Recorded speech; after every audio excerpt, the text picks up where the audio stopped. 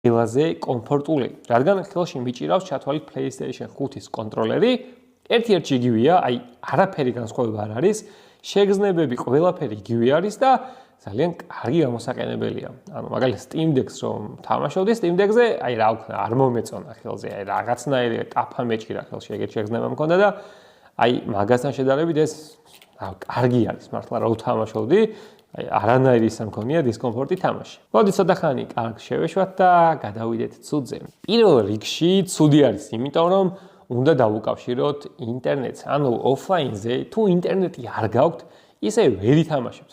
დაივიწყეთ ეგ ამბავი, აზრია აქვს. მოდი ახლა მე ჩავთავაკ თამაშს და თან ვილაპარაკოთ.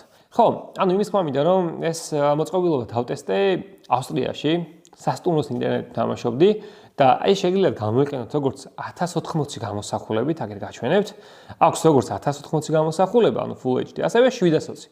თუ ინტერნეტი ცოტა ისეთია, აი ცოტა თუ უჭირს, ჯობს 720 ჩართოთ, მაგრამ თუ კარგი ინტერნეტი გაქვთ, კარგი Wi-Fi გაქვთ, ანუ უმჯობესია Full HD-ზე ითამაშოთ. იმას ვამბობდი, რომ ავსტრიაში სასტუმროს ინტერნეტი ჩვეულებრივი იყო, დიდი ვერაფერი ვთამაშობდი 720-ზე, თუმცა თლად აი კარგი სათამაშო არ იყო, ხანდახან ცოტა ჭედავდა. იმიტომ რომ ინტერნეტს ვარდნები ქონდა, როგორც ჩანს, ბევრი ადამიანი რახან იყენებს.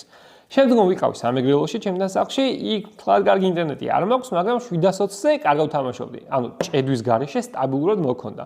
ანუ თავარი არის აი ინტერნეტს არ ქონდეს ხტომები, ზემოთ, ქვემოთ, ზემოთ, ქვემოთ. აი როცა ზემოთ, ქვემოთ, ანუ ვარდნები აქვს, აი მაგ დროს ხდება სწორედ გამოსახულების ცოტა დავარდნა. მოკლედ ახლა ვისჭირდება ეს მოწყობილობა. რეალურად მოდი ვთქვათ. თუ გიყვართ ოფლაინ თამაშები და multiplayer თამაშებს არ თამაშობთ და გინდათ რომ აი სახლში უბრალოდ როცა ხართ და მაგალითად დიდ ეკრანზე არ იყოთ გამოსახულებას არ უყუროთ და უბრალოდ წამოწვეთ დივანზე საწოლზე და ხელში გეჭიროთ აი რაღაცას მსგავსი და ითამაშოთ chill გაირო იყო დაახლოებით აი მაგათთვის ვიტყვი ძალიან კარგი რამე არის ამასთანავე მოგზაურობის დროს რო გითხრათ აი ძალიან გამოგადგებათ ხო არა იმიტომ რომ გზაში ინტერნეტის გარეშე ვერ თამაშობთ და ხო ყველაზე დიდი პრობლემა მაინც ის არის რომ ყველაზე მთავარი პრობლემა ამ მოწყობილობის არის ის რომ hotspot-ით ვერ თამაშობთ. ანუ მე რო ტელეფონი ახლა ავიღო და hotspot-ი ჩავართო ტელეფონში, რაც უნდა 5G მქონდეს, აზრი არ აქვს. ანუ ინტერნეტი უკავშირდება რეალურად ამას, მაგრამ თამაში არ ირთვება.